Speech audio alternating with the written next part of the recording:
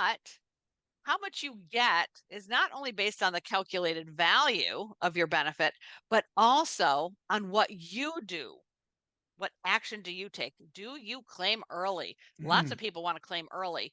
Um, it's generally a bad idea because you're putting yourself into a situation where you're getting significantly reduced monthly payments. Now, we've already established these payments are not that big to begin with.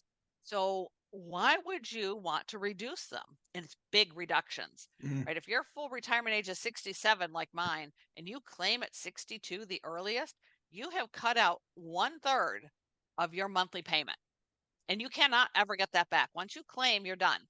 yeah. So, this is a really important decision. On the other Is there hand, for those Oh, I'm oh, sorry. just one second, I'll answer your Yep. question. Because the other side of the coin is if you can wait until after full retirement age, you do get bonus money. Now, only about 10% of people can wait. Most people can't wait this long. They're not working, their job is gone, or they've got other things they need to do, like retire. So they do get bonus money, which is great. But what you're aiming for is to claim at full retirement age. Go